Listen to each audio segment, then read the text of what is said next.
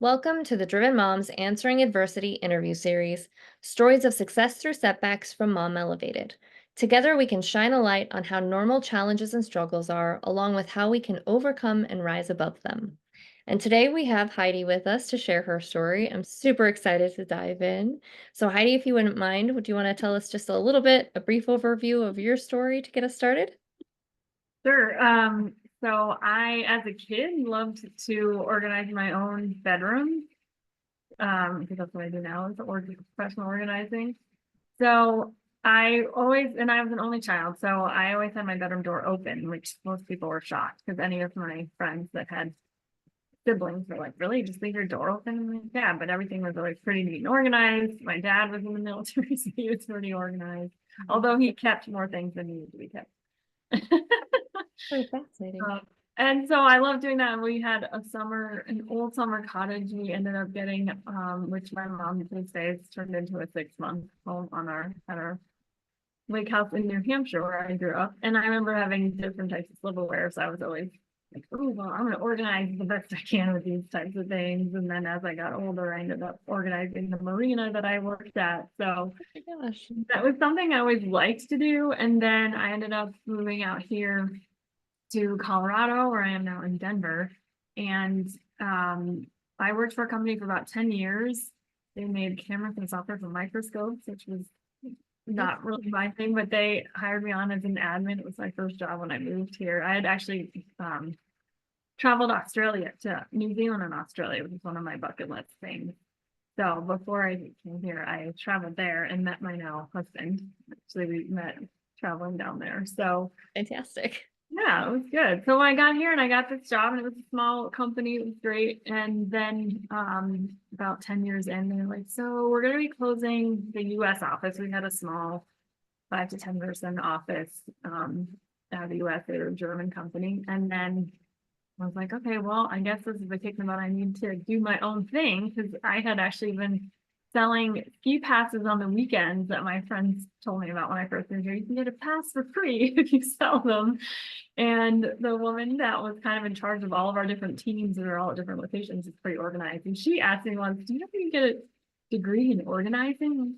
So I looked into it. I'm like, I don't see that you can get a degree. That's when I learned that people were doing professional organizing as a career. And so then I found there's a national association for organizing and I joined the local chapter and took off from there. That's incredible. I have to ask then, do you do like the Marie Kondo technique or do you have a different system that you So created? I don't. I got certified with a woman named Barbara Hemphill, who actually there's a great system for paper, and that kind of goes into digital. So I love doing home office and desktop stuff. Okay. My thing, and I will say, like I actually had to read her book because people were talking about it so much back when it first came out. Like, what is all the buzz of this? But yeah, and it was good to get some things. I mean, it's certainly for me, one of the things I think I learned from that book was that I could organize anything until the cows came home. But then I started looking into more minimalist stuff because I'm like, it's the amount of stuff that makes it easier to maintain than just having, the right boxes and bins and things like that. So Right. things there, yeah. That's so interesting. I had to ask. I felt like that was very fitting. Yeah. Yeah. I love that. I think that's amazing. What do you think was the hardest part of going from and it's funny that you said that when they closed, you were like, "Oh, this is my time. This is what I." The last conversation I just had, it was very similar of there was just this pivotal moment that it was make or break, sink or swim. This is my time to shine. Like Oh, yeah. you get so complacent and so comfortable in a certain role that you're like, this is fine. I'm not gonna rock the boat until it's not fine, and you're like, oh, now what? So Yeah. I think that's so interesting. What do you think was the hardest part? What was the biggest adversity you had to answer within that shifting into finding out that that was a career that you could go into that you're like, ha, I rock at this. And then how did you answer that? I don't know. I mean, for me, I think it was the part I liked about when I met other organizers was that it wasn't, oh, the first thing I was taught is who's your competition and things like that. And then I would go to a meeting with all the organizers and people are actually working together in a team.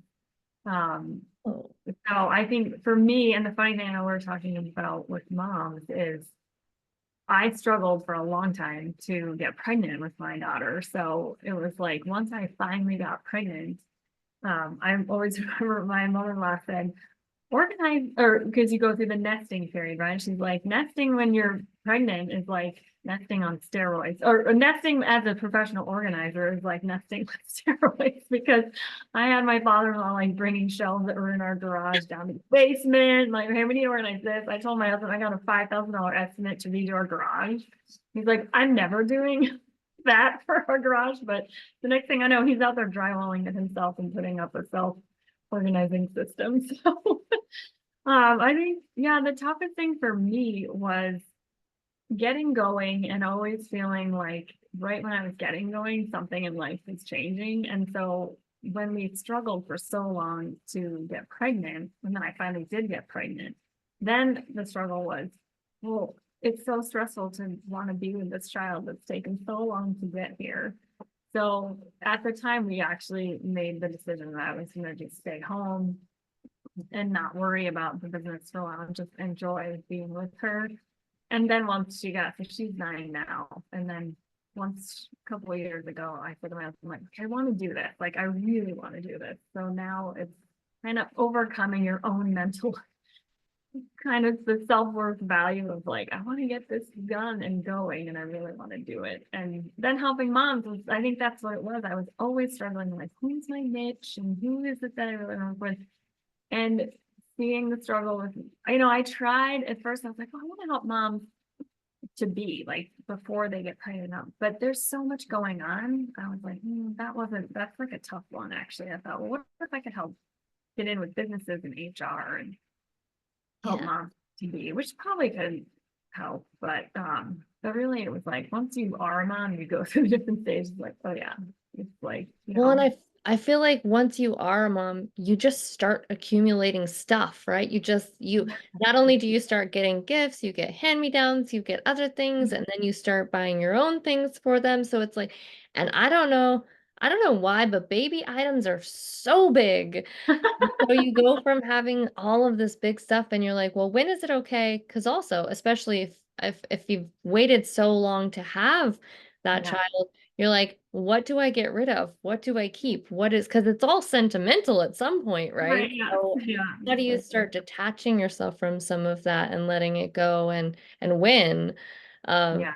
because like I feel like we just now this year got rid of a few things, like actually just this weekend just got rid of some of the things from when my son was, he's 13 now, when he was like 2.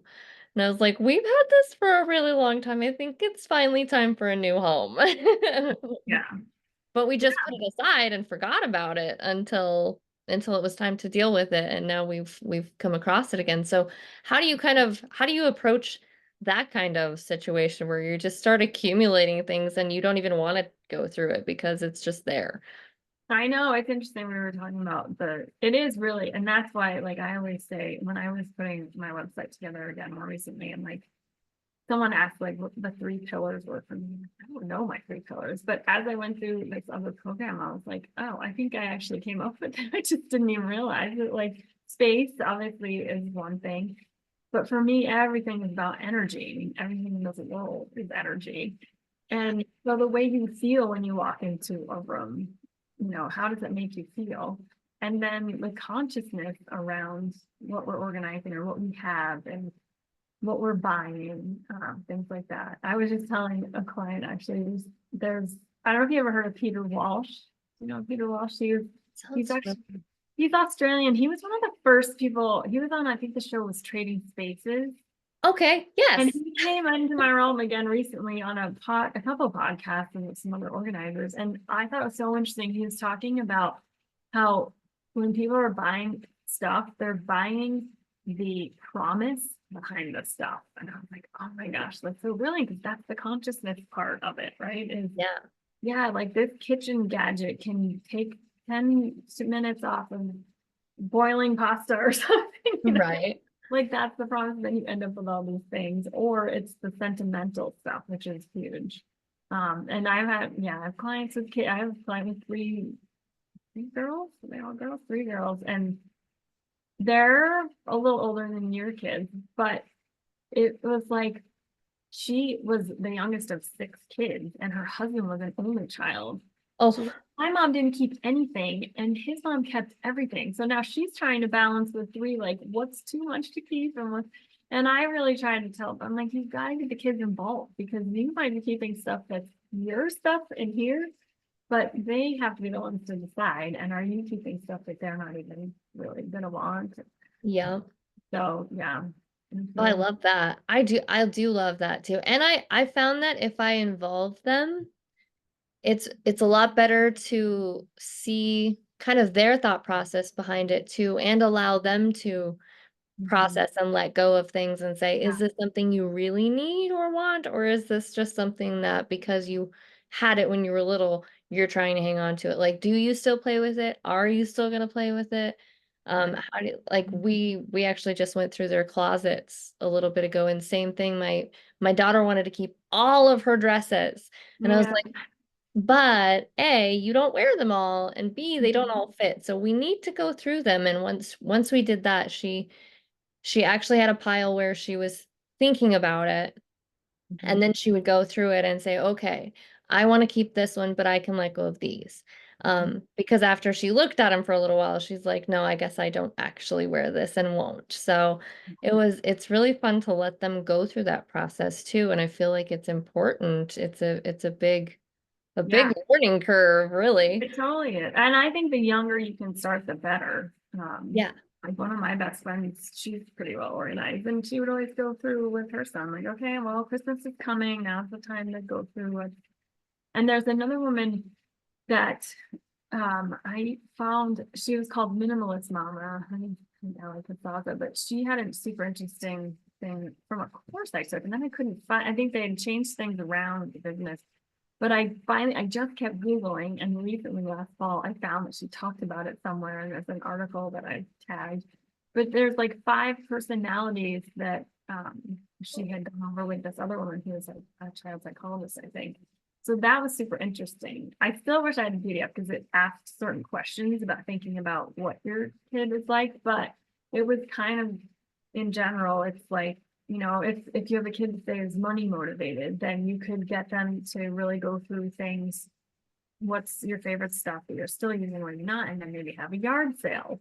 Or if they're like super giving and into volunteering or something like that, then you could, say, well, when we bring these things together, we get to donate them to kids that might not have stuff like that. So it was really super interesting to see how personality. And recently, I don't know, have you ever heard of human design? Yes. Yep. So it just came into my mind. I'm like, maybe I need to learn more about this for organizing with clients because Oh, I found out that I'm a manifester and I have big spurts of creativity. And I'm like, that makes so much sense because when I was creating my membership for people to have smaller chunks to do things in smaller time, because as a mom, it is tough. You don't always have like 8 hours in a day to pull out a whole room and do it. But right. for me, I find much more satisfaction when I do have those bigger. And I found that it was interesting. I only found one article about organizing so far with human design and one about time management, which is interesting. And I was Hmm. like, that makes so much sense for me. Like as a manifestor, like, yeah, you have these big bursts of creativity. And then you have your like quiet time. As we were saying, like this week has been kind of strange with energy. Yeah. So like then you have your downtime. So similar to the time management, it's like when I see that I have a full open day to just be in my office and get stuff done, it's easier for me to just go down a big brained up checklist in that time, as opposed to like when I've tried to say, okay, for this hour, I'm going to work on this and this hour and a half. So But other people that are maybe like generators or manifesting generators that they're so quicker to get things done, and they might need smaller chunks, I think. So I've never thought about it in that way. I don't like I can't do the batches of time either. I'm not a time batcher. I'm not a time scheduler. I've never been one of those, which is funny. If it works for other people, great. Like I've even tried the Pomodoro tick like Yes, we try to teach that all the time. I can't do that. No. I definitely suggest it for other people who do like to chunk their time because it is Yeah, very handy. But I right. don't, I just, even if I set a timer, I will ignore it and I'll just go about my day and do what I do. I like checklists and I like doing that thing, but I've never thought about it as like human design being part of it and how you process time, how you process just Mhm. energy in general. That's so Yeah, interesting to me because I'm that so is probably a huge part of it. Whatever is super satisfying to you, that's what you're gonna try to do and follow right. through with. That's so, oh, I love Yeah, that. it's I love interesting that. because the same woman that helped me, her name's Marta Spurt, she worked, had a membership that I, to learn how to launch our membership. And Yeah. she's a manifesting generator and she has so many things going all the time. And I tell her, like, honestly, you exhaust me just looking at what you can do and get done because I just don't feel like I have that much energy. And I'm like, oh, that makes sense once I learned about myself. That is so interesting. Oh, I love that. I might have to dive into that a little bit more as well Yeah. to see because I also really enjoy it if I can like have a full day to do it because it's really satisfying when you can just go down your list and get so many things done. But I'm also very good at like filling my own space and not having to like figure out how to fill my space. Mhm. So that's interesting to me because I also have friends who are terrible about it. If they have an hour, they can't fill that because and sometimes I can't because I'll be late at whatever else I'm doing because Yeah. I then if I start it, I want to finish it. I want to be able to complete whatever I start. So depending on how long it's going to take me, I won't even bother. Yeah. Um, Yeah, I do. I always tell people like it's really important to have white space in your calendar. If you are feeling well, you still have to give yourself that oh space yeah. day. I used to be, so at one point in time, I had 6 jobs and 37 credit hours. It was a lot. I can't do that anymore. The older I've gotten, the more I realize like I also really enjoy downtime. That Mhm. first, I took a meditation course Mhm. at the beginning of this year because I realized that's a part of my space that I'm lacking. I'm not really great at just letting things be. I like to fill that time. And so, oh my gosh, that first time that I did a meditation and you were supposed to sit for 5 minutes. 1 minute felt like an eternity. By like 30 seconds, I was like, I bet I could probably, nope, nope, that's not what I'm supposed to be doing right now. It felt like such a long time to just sit and be and allow that space. But once I started doing it more regularly, you're like, okay, this is actually really nice because you can then say, all right, I did what I needed to do. I'm more centered. Now I can be more productive on the time that I am on. And so I think that's so wise that white space, not only as an organizer, because I feel like that's just part of what you do for others, but Yeah. like just in general, I think that really is important. Yeah, because we've gotten so into being busy, and it's like a badge of honor for some people. But I think that, I don't know, I feel like I hear about it so much that I'm hoping that it's being realized and I think going the one, other I way. think it's like it goes in stages because I had a lot more energy too when I was younger. I Yeah. still want to feel like I have that much energy, but I definitely don't. The older I get, the more that I'm just like, you know what, my body can't do that anymore. Mhm. And it's really nice to listen to it sometimes and just allow things to be. I think you start just accepting and shifting expectations the older you get too. And so you're like, okay, I'm going to make time for what's important. I'm going to start releasing and minimizing what we've got. And it's okay to like spend time on organizing my file cabinet for a minute or, like you put time into things that you're going to live with forever instead of just your outside world that's Yeah, that's what dictating. I always say too. It's like it can be you may have to put a little more time into something in advance that's going to give you more time in the long run once you set up the system. I love Um, yeah, one of the things that I always go over is I have a friend that does amazing sound baths, and crystal sound bowls. And Okay. so we've done a couple of things. I was like, I want to do something together with you. So we did sound bath for the cluttered soul. Well, that's And I was, beautiful. yeah, it's great. And I have people go through, like, my main thing is what's your one question that you can come up with that's going to help you when it's time to let things go. Like Marie Kondo is always one of my, um, like that her question is what does it spark joy? But for some people, they're like, ah, that doesn't resonate at all. And like my mentor, Barbara Hempel, we have a bunch of questions when we go through paper and things, but one of the biggest ones is what's the worst possible thing if you don't have this? Uh, Oh, Things like that. And I had a client once, she had like 3 kids and 7 grandkids, and we worked on, she had a big craft room, and then we walked around her little desk area that was in her husband's office. And then she had stuff in the, because they had moved from a house here, I think, from another city, and she still had boxes from several years before that were just kind of in the middle of the garage. sounds right. And she's like, well, I always ask myself what I move with this. And I'm like, that to me is a brilliant question, because that's really a time when you really have to decide, okay, is this whatever I'm Or- moving worth? And I encourage people to try to definitely do that kind of stuff if you are going to move before you move, because then you're just paying to move a bunch of stuff that you're going to change your mind on when you get there. You just Right. so Oh, I love that. kind of question, like what kind of question that you can think of that works for you, or maybe just like start thinking about stuff and what's coming off, what questions might be in there, but that one question. So, I love that so much. That's really important. I feel like that's going to be your answer to one of my questions, but oh yeah. it might not be. So, what do you think it is about entrepreneurs then that makes us continue on through challenges without giving up when times get tough? When it's like, I could just be a stay-at-home mom. I could just, go find a different 9 to 5. Or what do you think it is about entrepreneurs? It's like, nah, we're gonna figure this out. We're gonna make this happen.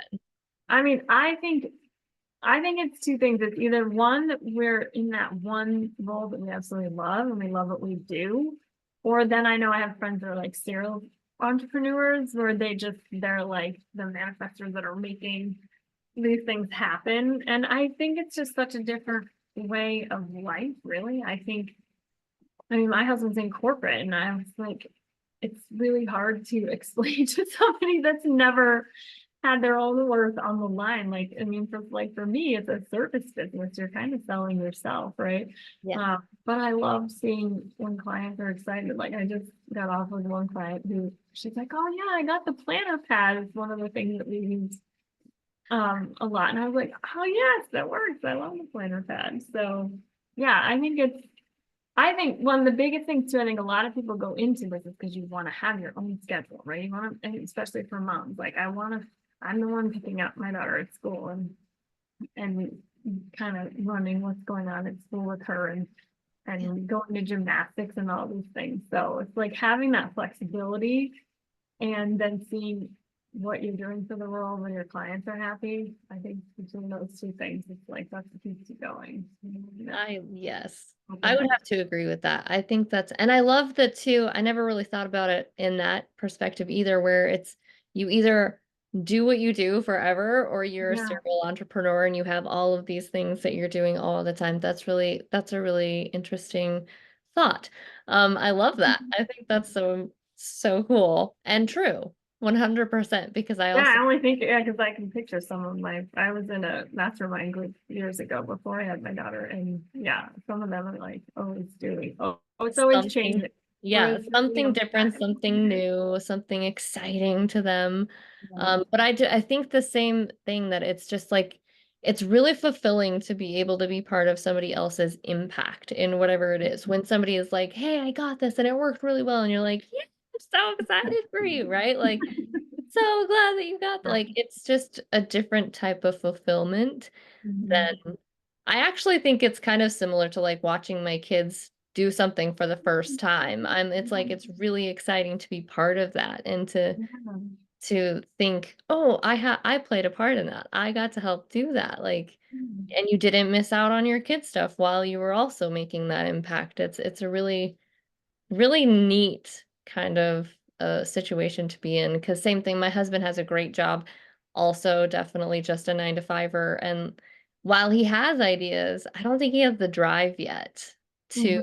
like pursue that or see if it could come of anything. Because he's like, you're comfortable. This is fine. I'm great at what I do, and I'm doing a great job.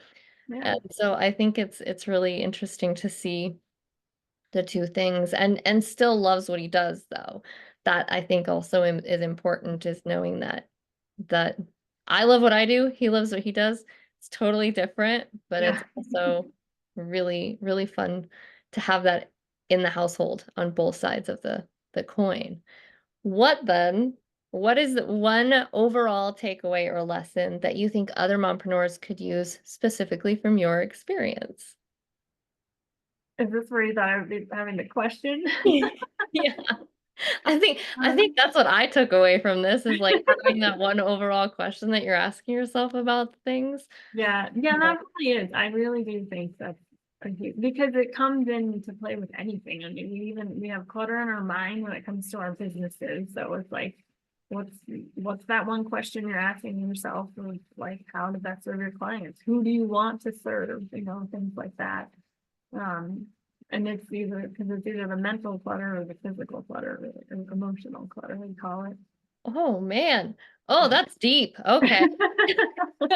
Yeah. See, and that's what I guess I never really thought of that either. As an organizer, it is a lot more. It's funny because I used to watch Hoarders a lot, and it on that show particularly, with dealing with hoarders, I feel like it is very much emotional. Oh It's yeah, getting through the emotional side of things, because it's really not the stuff that they're attached to. It's the memories or the idea behind the stuff that they're attached to. And so yeah, people can go in and just clear it out, that's fine. But unless you tackle what is actually causing that, it's just going to accumulate again. And and you so can actually make it worse for people in that situation, because I know even we built our house about 15 years ago, and the guy that built our house said when he was younger, his friend and him went into his friend, I don't know if it's his mom or grandmother, and I think she had gotten to the hoarding stage, and they just went in thinking they were do a good thing for her and clean it all out, and it set her back, and it does. And that those shows too, I know they not everybody in the organizing world is too happy with those shows. I think they were probably better in the beginning, and then I think they've got, because it's just not realistic to see that change. And yeah, when there's so much behind it. But yeah, you're right. It's like it's all about emotional stuff and behind the emotion behind the stuff, I guess. right. That's such a powerful lesson too. And I love that you have, like, you broke it down to where it is simply ask yourself, find that question or whatever it is that's going to prompt you to really deal with that and confront it, really is what Right. it Yeah. is. And Yeah. yeah. I mean, and sometimes people, it's like, I don't know what my question would be, but at least maybe start with someone else's question. That's a simple What question. do you see questions that are similar along the way that they start with?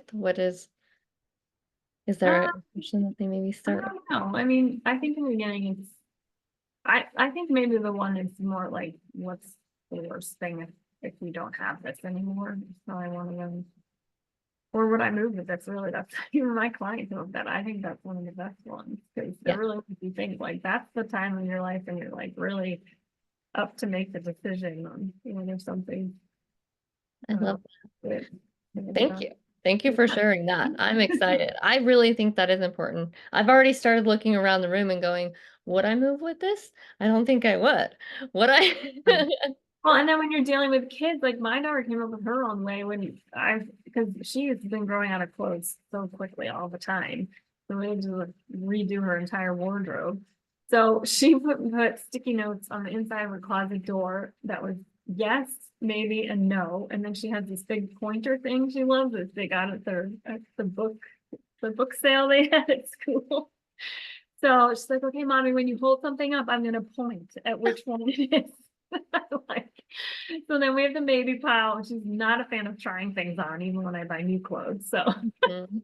so we had the baby pile was a little smaller, but yeah, so making it fun for the kids, like maybe. having That's someone. I know we had a family of four. Now I think they're six, but we fit six kids. They lived across the street from us, and it was so great because I got Sydney started early of giving her stuff to this little girl across the street, and then we'd see her running around in her clothes, and oh, then it just became a thing with her. She's like, "Oh, I'll just give this to her." my son, I love that. My son does that too. We figured out that my friend has a boy who is just the next size from my son. So that's what he's like, hey, I'm just gonna put this in a pile for so and so. And I was like, love it. And then we do. It's fun because we see him and I'm like, I remember that. I'm so glad that it's getting Yeah. used. So it's nice to be able to visibly see Yeah. that the things you're getting rid of are still, in being enjoyed again Right. Yeah, and exactly. not just thrown away. Yeah. Yeah, and there's a whole world out there like recycling or reusing and Yeah, just absolutely. Oh, the stuff. that's so fat. That's so great. I love that you say include them in it too, because I really do think that's a huge part of the process is letting them make some of those decisions too. And it takes it off of you. Then it's less Yeah. pressure on you to be making all of those decisions. So I think that's great. What Yeah. is the best way for others to find you if they would like to work with you or just learn more about you, be in your space, soak up the organizational skills? Yeah, I think I sent you, I just updated. So my website is I'm a sailor. And you can probably see the water pictures behind me. Even though I live in landlocked Denver now, I do get out on the water. I love that. So my business is called Anchors Away Organizers. So it's Anchors, AWAY, like organizers with an S at the end.com. And then on Facebook, I started a group because my membership is called Chaos to Calm. And my little tag is Chaos to Calm for the Overwhelmed Mom. So you can find the group. It's Chaos to Calm, I think AAO or something on Facebook. Okay, Just wonderful. I'll have the links in the description as well, obviously. But just in case they're listening, they can still find you. the And best thing to do too is if you see my website and you like what you see is to just sign up for my emails because that's where I get pretty authentic and it's fun in my emails about what's going on with me and how I deal with life clutter. So oh, good. Oh, that's even better. yeah, Personal stories that you can take from. Love it. yeah. That's fantastic. Heidi, thank you so much for joining us today. It has been a delight. It has been very fun for me. Um, and hopefully for everybody else, it's and entertaining as well. Yeah, so thank you. I always like to say that your story is inspirational and your willingness to be open about it is very much appreciated and needed in this space. The whole reason we're doing this, for those of you out there that are facing your own adversity, is to know that you're not alone. Others are going through it as well. You can pull from their stories, our stories, and just have some camaraderie, I suppose, among all of the chaos and things that you are going through. We're going through them too. So when you need an extra hand or mind for brainstorming during your mompreneur journey, we would also love to work with you through the Mom Elevated Society. We now include the Gift Yourself Grace program, which is quarterly, and that's a really exciting change that we've made this year. You will find monthly check-ins for goal setting and assessing, and so much more for both your business and your mom life. And until next time, keep shooting for the stars.